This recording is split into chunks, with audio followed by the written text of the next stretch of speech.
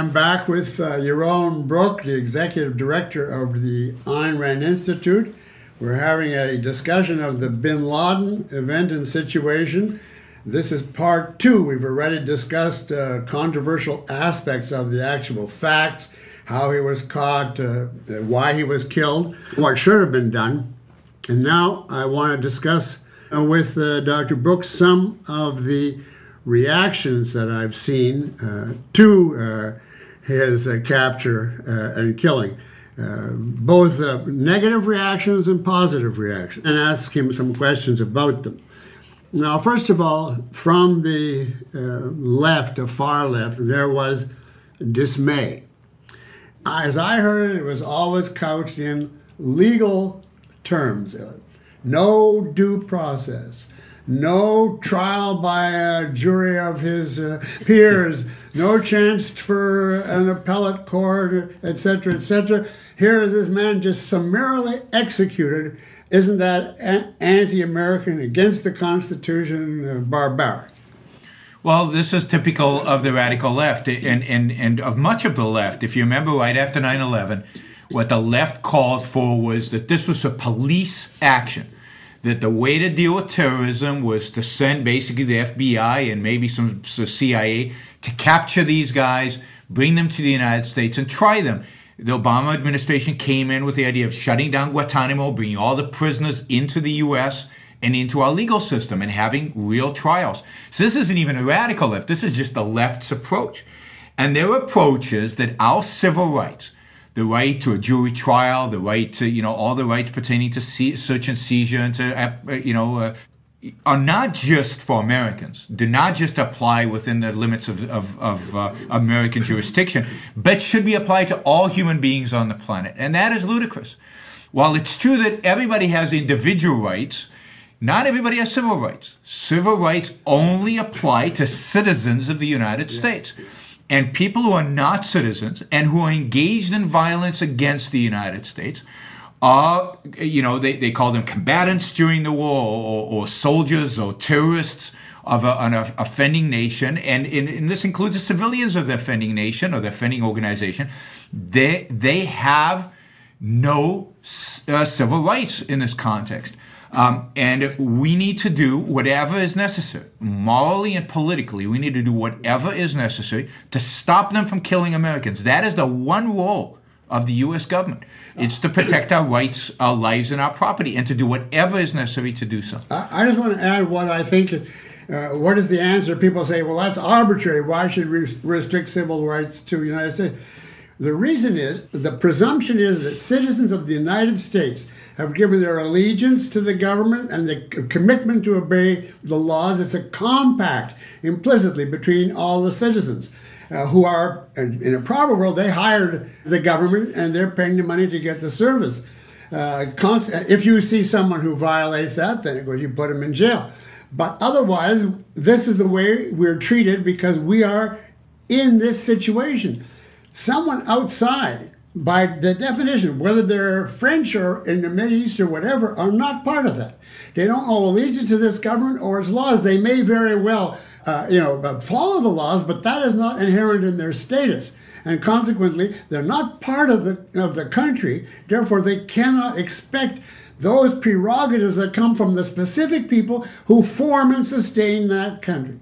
So it's not at all arbitrary. It's a reward for having a good country. It doesn't apply to the people who don't belong to that country. I think that's right, and I don't think that's a uniquely objectivist point. I think that's in the founding of this country, and it's in the legal tradition of this country. We don't in America treat citizens, and no country treat its citizens the same way it treats foreigners.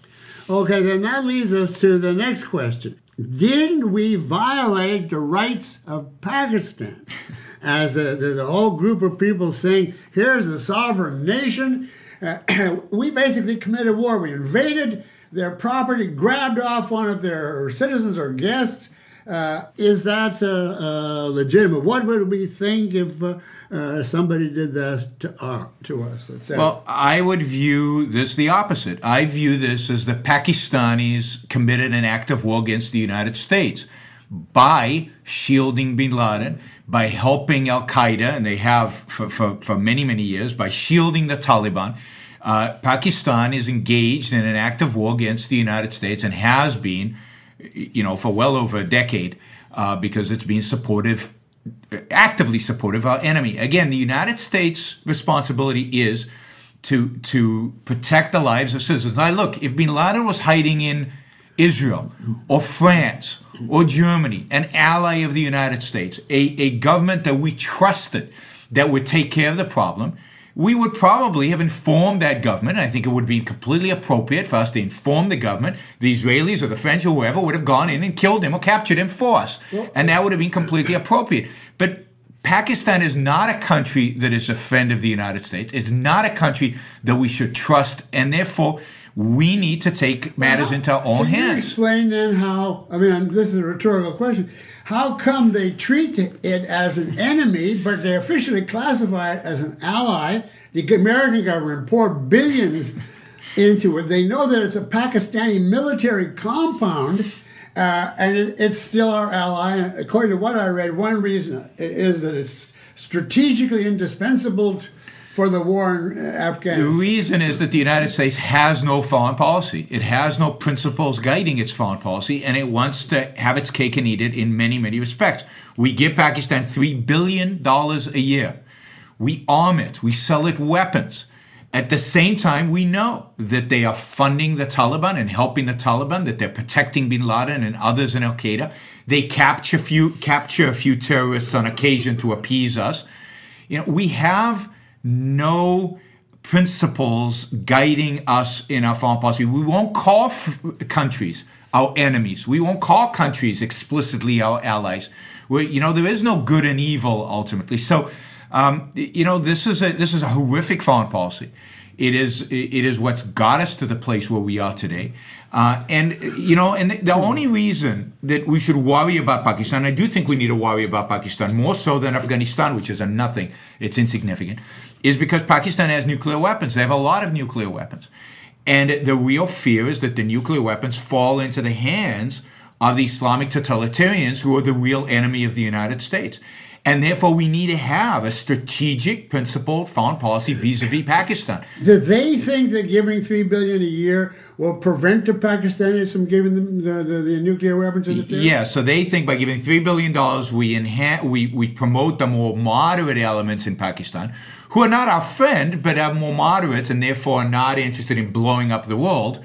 And preventing it from falling into the hands of the nuts who would blow up the world. How does the $3 billion promote moderate Pakistan? Because it provides a financial incentive, because they're lining their own pockets, they're lining their own. So we're buying our allies. Oh, there's no question we're buying the allies. Look, this is how we won. In other words, our foreign policy is to buy out our country of gangsters who want to give to worse gangsters the weapons to annihilate us, and our solution is to give them money and beg them each year not to do it. This is how we so-called won in Iraq.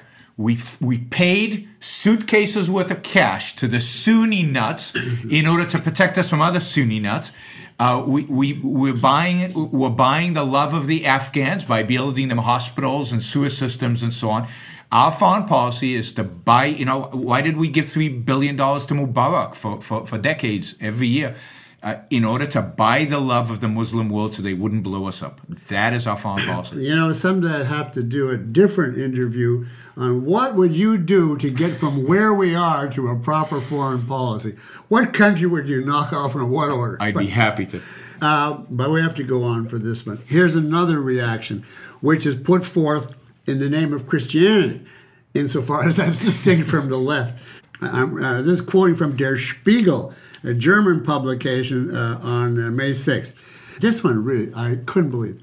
A Hamburg judge has filed a criminal complaint against Chancellor Angela Merkel for, quote, endorsing a crime, unquote, after she stated that she was, quote, glad that Osama bin Laden was killed by U.S. forces. Politicians, including those within her own center-right is like Republican coalition, said that no death was cause for celebration and reproved a remark as unchristian and vengeful. Now, when I first read that, I thought, boy, Germany is a rotten, rotten country if the center-right people take that attitude. But I now begin to think that it's not just Germany, because a few days later in the Wall Street Journal, there was an I can't remember the guy's name, it was an article by a Britain, saying that the whole essence of it was, I'm deeply ashamed of my country, Great Britain, for their reaction to the capture of bin Laden. And he gave quotes and data from the top, intellectuals, the BBC and the government, all the way through the rag sheets, the yellow journalism, the general public, all just a wave of people, anti-American, cowboys shoot from the hip, no respect for life, think they can throw their weight around, no appreciation or respect for others. It was so broad a sentiment that the guy himself said that he had been proud of England a week before during the wedding, and now he's ashamed and he wants to apologize. So it's not just Germany; it's Europe. It's Europe. It's very much Europe. This is European guilt. This is Europe. Blaming all the problems in the world on the West, on themselves, on the Americans. The Americans are the primary target, actually, in Israel. Right? All the problems in the world are caused by Western values, by freedom, by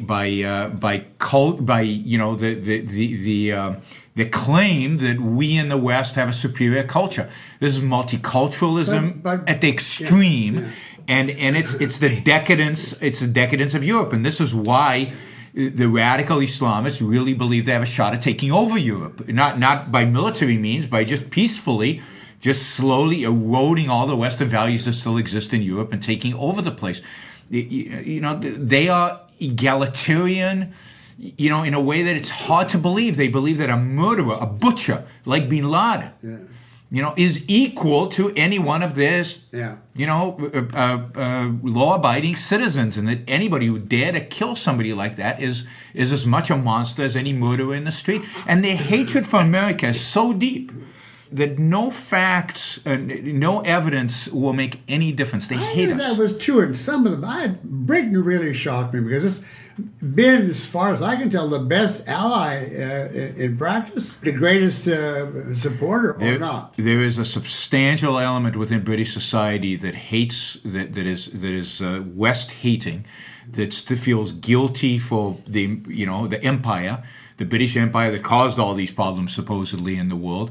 And it hates America, and the left, but even part of the center, this liberal party that is part of the government right now, has elements within it that are radically anti-American and anti-Israel, and it's just horrifying to see how low. It really shocked me. I mean, that's one of the biggest shocks I got.